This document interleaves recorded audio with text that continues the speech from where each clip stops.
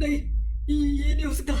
नहीं, नहीं, नहीं, हटाओ, हटाओ, चले जाओ यहाँ से। आ, आ, आ, आ।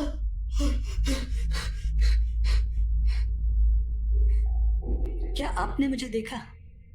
मैं नींद में अजीब अजीब आवाजें निकालता हूँ। मुझे रात में बहुत डर लगता है। हल्की सी नींद लगी नहीं कि मुझे वो दिखने लगते हैं। क्या कहते हैं? हाँ, नाइटमेयर्स।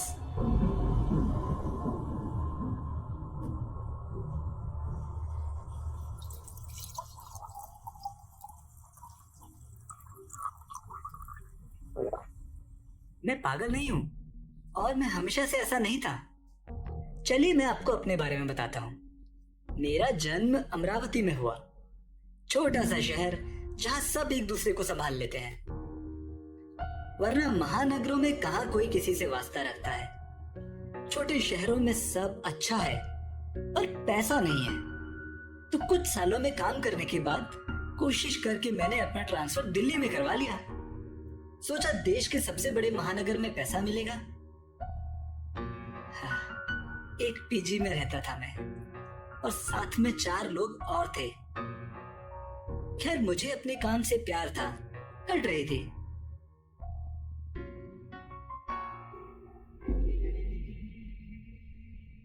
तो उस शाम कहाँ रात हो चुकी थी।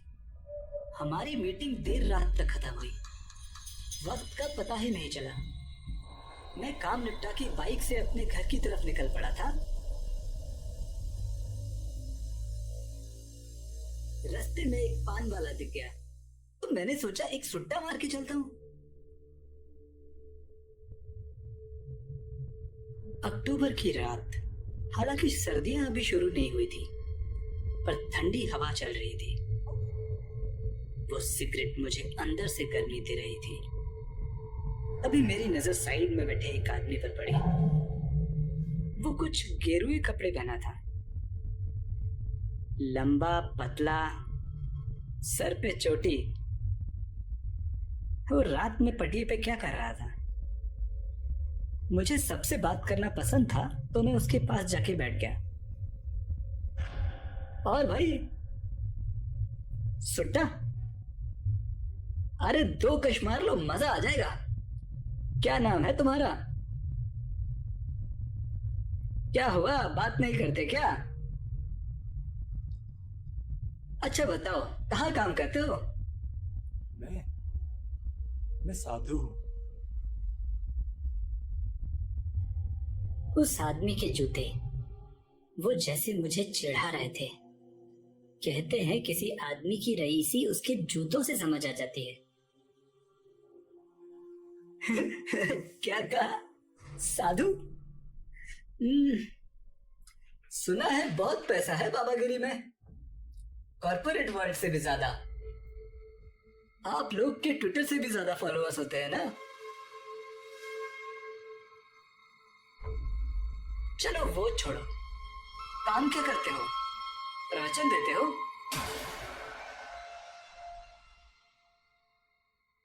नहीं, पैरानॉर्मल्स पर रिसर्च करता हूँ। क्या?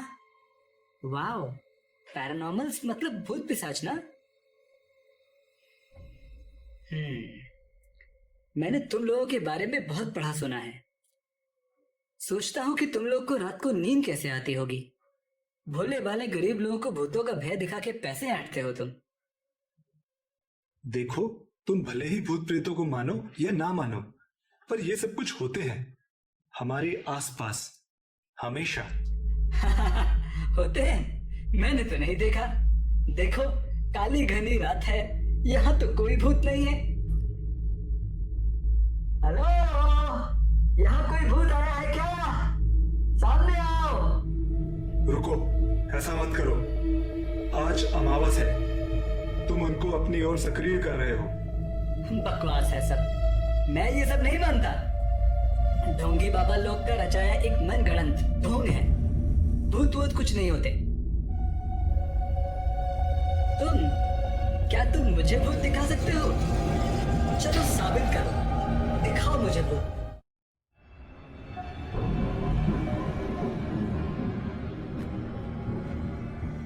अरे भाग कहाँ रहा है साधु? डर गया क्या? मेरे साथ आओ। हाँ हाँ चल। कहाँ चल रहे हैं? शमशान घाट।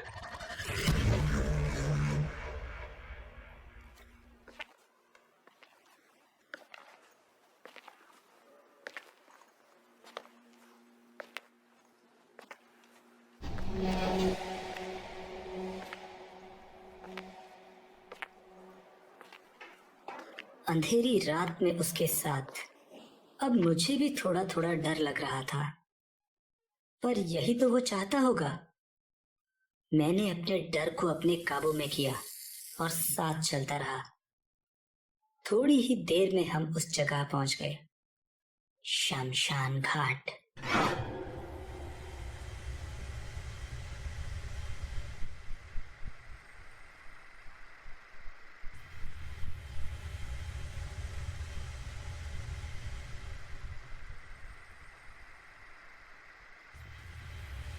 डर तो नहीं लग रहा? ना, जो है ही नहीं उससे कैसा डर। फिर ठीक है, आओ मेरे साथ।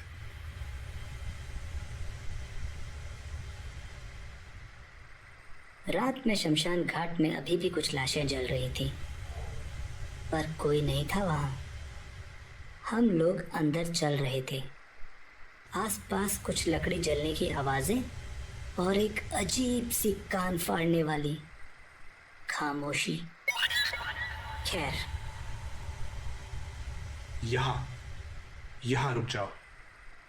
वो साधु ने मुझे जहां रोका वहां अभी एक लाश जल के चुकी थी, शायद राख हो चुकी थी।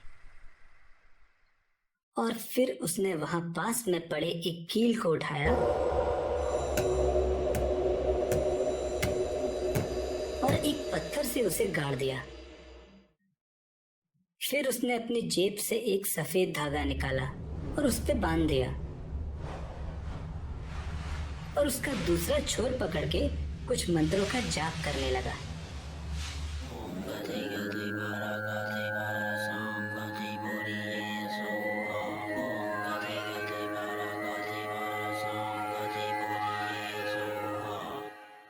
लो, अब तुम इसका ये छोर पकड़ लो। मैंने पकड़ लिया। सच बताऊं तो अब मुझे भी बहुत डर लगने लगा था। फिर उसने कुछ बताशे निकाले और चिता के 4 कोनों में 4 बताशे रख दिए।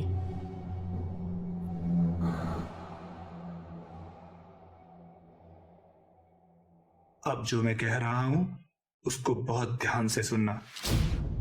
देखो, मैंने जो अभी बताशे रखे हैं उनको खाने के लिए अभी कुछ आत्माएं आएंगी, और जैसे ही वो इन बताशों को छुएंगी वो तुम्हें दिखाई देने लगेंगी।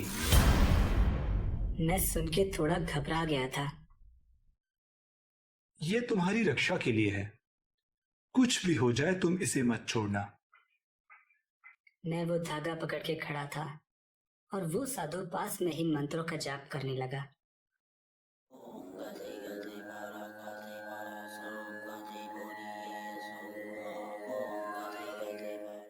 अब अपनी आंखें बंद करो। अब खोलो। फिर मैंने जो दृश्य देखा उसे देख के मुझे अपनी आंखों पर विश्वास नहीं हो रहा था। ऐसा कैसे हो सकता है? मैं उन्हें आंखें फाड़ फाड़ के देख रहा था।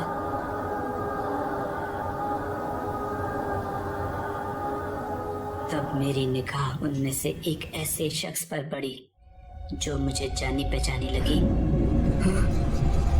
ये मेरे पड़ोस में रहने वाले एक अंकल थे, जिनकी अभी फिलहाल में ही मृत्यु हुई थी। खत्री अंकल ने मुझे पहचान लिया था। ये वही मुस्कान थी जो मुझे मॉर्निंग वॉक में मिला करती थी, पर इस बार मैं उन्हें देख के सकपका गया। मैं जैसे पैनिक कर गया था। अचानक डर से मेरे हाथ से वो धागा छूट गया। नहीं, नहीं, कोई है यहाँ। नहीं। एक ही झटके में दृश्य बदल गया। ना तो वहां कोई आत्मा थी, ना वो साधु, बस शमशान घाट और मैं मैं बहुत घबरा गया। मैं वहां से भागने लगा। भागते हुए मेरे पैर कांप रहे थे। गिरता पड़ता किसी तरह से मैं शमशान घाट से बाहर निकला और अपने घर की तरफ भागने लगा।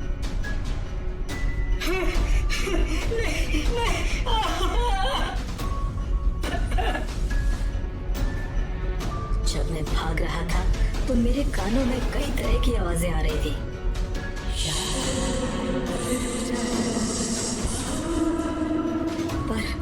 पर मैंने पीछे मुड़ के नहीं देखा। भागता गया।